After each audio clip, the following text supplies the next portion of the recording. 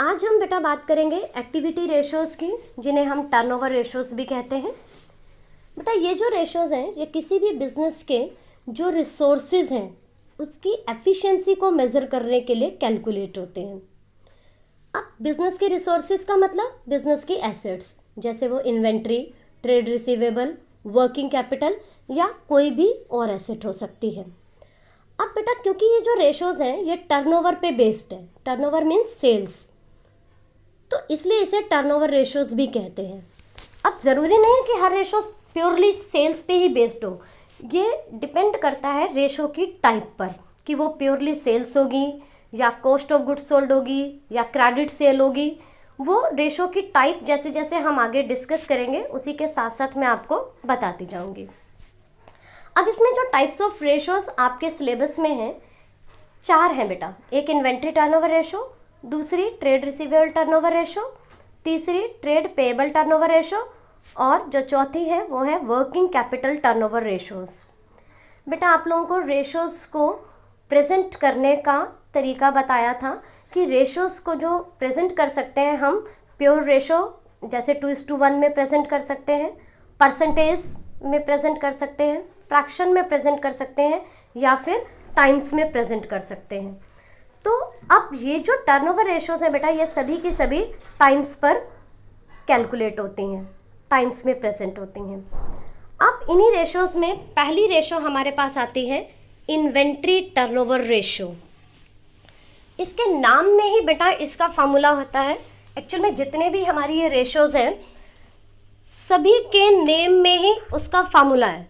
जैसे अब ये इन्वेंट्री टर्नओवर है तो मीन्स ये ऐसी रेशो है जो इन्वेंट्री और टर्नओवर में रिलेशन एस्टैब्लिश करती है। अब क्योंकि जो इन्वेंट्री है बेटा वो कॉस्ट से रिलेटेड होती है तो इसलिए इसका फार्मूला हुआ cost of revenue from operations divided by average inventory, और आंसर किस में कैलकुलेट होना है? टाइम्स में। तो न्यूमरेटर में cost of revenue from operation है और डिनोमिनेटर में एवरेज इन्वेंट्री है। तो ये न्यूमरेटर और डिनोमिनेटर दोनों हमें कैलकुलेट करने आने चाहिए, तभी हम इस रेशो को फाइंड आउट कर पाएंगे। तो पहले हम समझते हैं cost of revenue from operations. अब ये cost of revenue from operations क्या है? अभी तक तो मैं बात कर रही थी कि सेल्स पे बेस्ड है, कॉस्ट ऑफ गुड्स सोल्ड पे बेस्ड है। तो बेटा इसके लिए मैं आपको एक बार थोड़ा सा 11th की साइड लेकर के जाती हूँ। 11th क्लास में आप लोगों ने फाइनेंशियल स्टेटमेंट का जो चैप्टर किया था उसमें नेट सेल्स लिखते थे आप लोग, सेल्स माइनस सेल्स रिटर्न, ठीक है।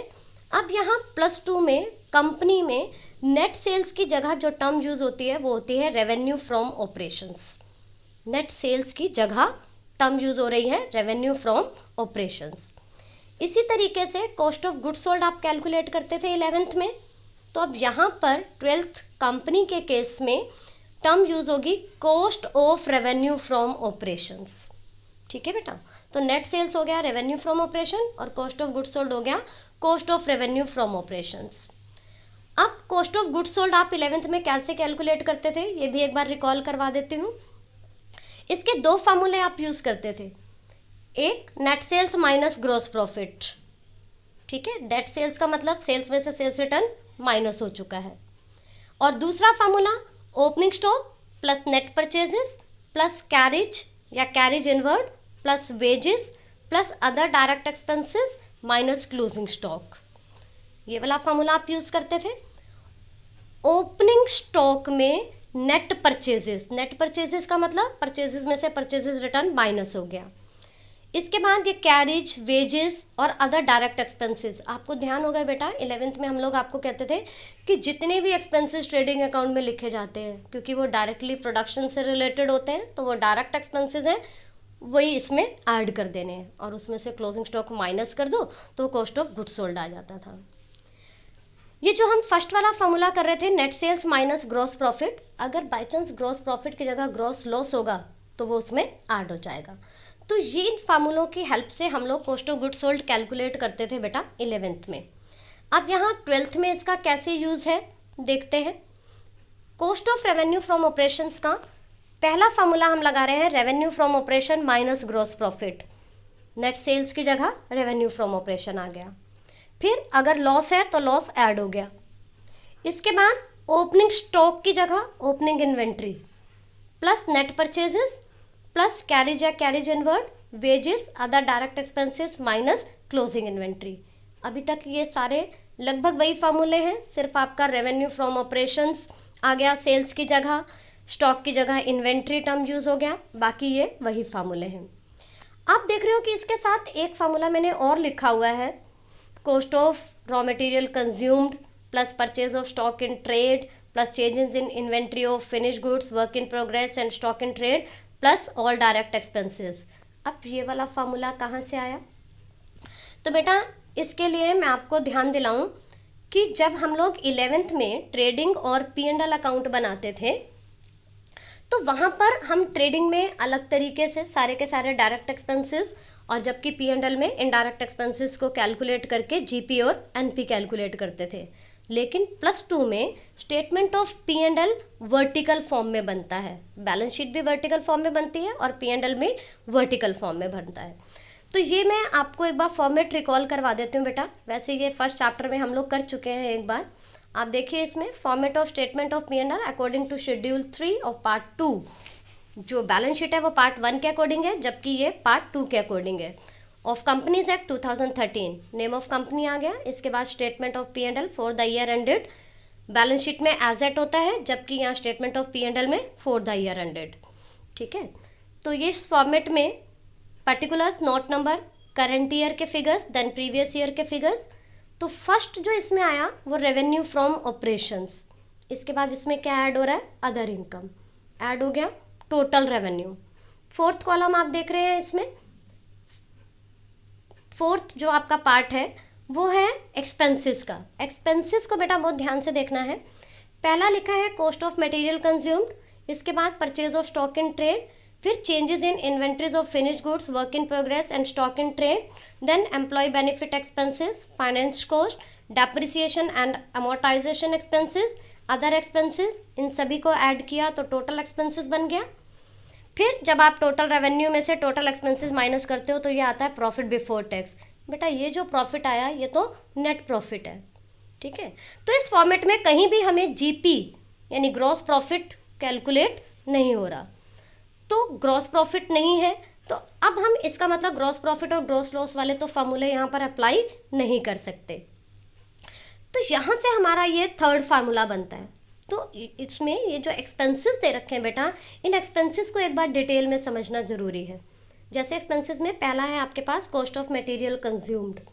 कॉस्ट ऑफ मटेरियल कंज्यूम्ड का formula opening inventory of material, means जो रॉ मटेरियल आप यूज़ करते हैं वो जो स्टार्टिंग में जो आपके पास है वो opening inventory of material plus purchases of material, जितना भी रॉ मटेरियल आपने ड्यूरिंग द ईयर परचेज किया, minus closing inventory of material. इस फार्मूले को अप्लाई करके आपका कॉस्ट ऑफ मटेरियल कंज्यूम्ड आ गया। सेकंड आता है बेटा purchase of stock in trade. ये स्टॉक इन ट्रेड क्या होता है? जिन गुड्स को आप परचेज करके एज इट इज़ रीसेल कर देते हैं, मीन्स इसके ऊपर कोई फर्दर प्रोसेसिंग नहीं कर रहे, उसे हम बोलते हैं स्टॉक इन ट्रेड। तो उसकी जो परचेज है वो यहाँ पर लिखी जाती है purchase of stock in trade की जगह। अगर आपने कोई चीज़ परचेज करी और उसके ऊपर फर्दर प्रोसेसिंग की तो फिर वो आपका मटेरियल कंज्यूम्ड का पार्ट बन जाता है। थर्ड बेटा इसमें आता है changes in inventory of finish goods, work in progress and stock in trade. अब यहाँ पर ध्यान देने वाली बात यह है कि इसमें finish goods, work in progress और स्टॉक इन ट्रेड की इन्वेंट्री का चेंजेस लिखा हुआ है, लेकिन रॉ मटेरियल का नहीं है। क्यों? क्योंकि रॉ मटेरियल वाला तो फर्स्ट में ही आ गया कॉस्ट ऑफ मटेरियल कंज्यूम्ड में। ठीक है बेटा, तो अब ये जो चेंजेस जो हैं ये कैसे कैलकुलेट होंगे बेटा, उसके लिए भी देखिए आपको ये नोट अकाउंट्स में कैलकुलेट करके दिखाना होता है। Opening inventory of finish goods में से closing inventory of finish goods minus कर दिया, ऐसे ही वर्क इन प्रोग्रेस का दोनों ओपनिंग और क्लोजिंग का डिफरेंस ले लिया, स्टॉक इन ट्रेड का ओपनिंग और क्लोजिंग का डिफरेंस ले लिया, फिर इन सभी डिफरेंसेस को एक साथ ऐड कर दिया, तो ये आपका चेंजेस आ गया, जो भी नेट चेंजेस हुआ इसमें। ये जो टोटल है बेटा ये पॉजिटिव भी हो सकता है, नेगेटिव भी हो सकता है। अगर तो ये पॉजिटिव है तो फार्मूले में प्लस होगा, अगर बाई चांस ये नेगेटिव आ जाता है तो फिर आपको वहाँ फार्मूले में इसे माइनस करना होगा। इसके बाद नेक्स्ट आता है एम्प्लॉय बेनिफिट एक्सपेंसेस। एम्प्लॉयज़ को जो भी कुछ दिया जा रहा है, जैसे वेजेस है, सैलरी है, बोनस है, कमीशन है। तो ये सारे एक्सपेंसेस बेटा यहाँ एम्प्लॉय बेनिफिट एक्सपेंसेस में आ जाते हैं। अब क्वेश्चन ये उठता है कि इसमें से कौन सा डायरेक्ट है और कौन सा इनडायरेक्ट, क्योंकि हमने तो फॉर्मूले में ओनली डायरेक्ट एक्सपेंसेस ऐड करने हैं। तो बेटा इसके लिए आपको क्वेश्चन में जो इन्फॉर्मेशन गिवन होगी, नोट्स टू अकाउंट्स गिवन होंगे, आपको उसकी हेल्प लेनी है। अगर क्वेश्चन में ओनली एम्प्लॉय बेनिफिट एक्सपेंसेस लिखा है, कुछ भी क्लियर नहीं है कि इसमें से वेजेस कितनी है, सैलरी कितनी है या कोई और एक्सपेंस कितना है, तो आपने सारा का सारा इनडायरेक्ट मान लेना है। फिर आप मान के चलोगे कि डायरेक्ट एक्सपेंस है ही नहीं। ठीक है बेटा। और अगर आपको गिवन है कि ये वेजेस है, तो वेजेस तो डायरेक्ट होता है, तो उसे आप वहाँ फॉर्मूले में ऐड करेंगे। इसके बाद इसी तरीके से फाइनेंस कॉस्ट और डेप्रिसिएशन, फिर लास्ट में है अदर एक्सपेंसेस। अदर एक्सपेंसेस में भी बेटा वो आपको क्वेश्चन में क्लियरली देगा कि उसमें से डायरेक्ट वाले कौन से हैं। जैसे अदर एक्सपेंसेस की अगर उसने कैटेगराइजेशन कर दी कि ये मैन्युफैक्चरिंग एक्सपेंसेस है, ये कैरिज इनवर्ड है, ये फ्रेट इनवर्ड है, तो वहाँ से आपको वही 11th वाले अपने जो वो रूल्स हैं वो ध्यान रखने होंगे, ट्रेडिंग अकाउंट वाले। ठीक है ना बेटा। तो आप उन्हीं वाले एक्सपेंसेस को जो हम ट्रेडिंग में लिखा करते थे उन्हीं को डायरेक्ट लेकर के चलेंगे और वही यहाँ फॉर्मूले में ऐड होंगे। अगर कुछ भी मेंशन नहीं है तो आप सभी के सभी एक्सपेंसेस को इनडायरेक्ट एक्सपेंसेस मान लेंगे। ठीक है। तो एक बार फिर से फॉर्मूले की तरफ आते हैं। Cost of material consumed, purchase of stock in trade, changes in inventories और ऑल डायरेक्ट एक्सपेंसेस, इन सबको ऐड कर दिया तो ये हमारा आ गया cost of revenue from operations. अब एक क्वेश्चन में इन चारों में से कोई एक ही फार्मूला अप्लाई होगा, ये डिपेंड करता है कि आपको कौन सी इन्फॉर्मेशन गिवन है। तो न्यूमरेटर आपको क्लियर हो गया। देन अब बात आती है डिनोमिनेटर की, एवरेज इन्वेंट्री। बेटा एवरेज इन्वेंट्री को कैलकुलेट करने का simple formula opening inventory plus closing inventory divided by 2। अब यहाँ सिर्फ हमें ये ध्यान रखना है कि इन्वेंट्री में क्या क्या इंक्लूड होता है। इन्वेंट्री भी बेटा आपको जब हमने बैलेंस शीट का फर्स्ट चैप्टर का फॉर्मेट बताया था तो उसमें नोट्स टू अकाउंट्स में इन्वेंट्री में जो कंपोनेंट्स यूज़ होते हैं वो बता दिए थे। एक बार यहाँ पर मैं फिर से बता रही हूँ।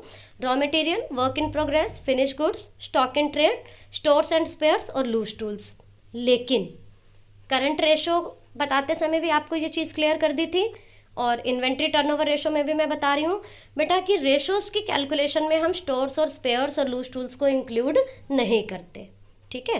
तो इन्वेंट्री का जस्ट बस आपने raw material, work in progress, finish goods और स्टॉक इन ट्रेड लेकर के चलना है। ओपनिंग क्लोजिंग दोनों ऐड करके 2 से डिवाइड करोगे, एवरेज इन्वेंट्री आ जाएगा। फिर से फार्मूले की तरफ, inventory turnover ratio, cost of revenue from operation upon average inventory.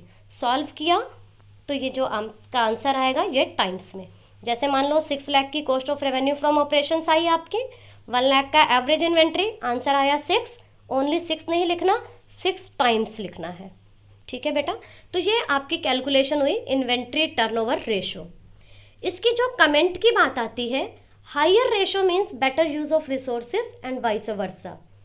हालांकि बेटा जो कमेंट वाला पार्ट है वो आपका प्रोजेक्ट में यूज़ होगा, प्रैक्टिकल्स के टाइम यूज़ होगा, लेकिन यहाँ पर जस्ट इसके साथ हम आपको कोरिलेट कर रहे हैं। आपने कमेंट के ऊपर ज़्यादा वर्क नहीं करना, बस सिर्फ इतना ध्यान रखना है कि जितनी ये रेशो ज़्यादा होगी उतनी अच्छी है, उतना ये माना जाता है कि रिसोर्सेज अच्छे तरीके से यूज़ हो रहे हैं, और कम है तो नेचुरली प्रॉपर यूटिलाइजेशन रिसोर्सेज का नहीं हो रहा। बेटा इसी रेशो से रिलेटेड एक और रेशो कई बार आपसे पूछ ली जाती है। ये देखो बॉक्स में एक छोटा सा जो है वो रेशो का फॉर्म यहाँ पे लिखा हुआ है, एवरेज एज ऑफ इन्वेंट्री या होल्डिंग पीरियड। तो ये आपका कैसे कैलकुलेट होता है, नंबर ऑफ डेज या months in a year divided by inventory turnover ratio.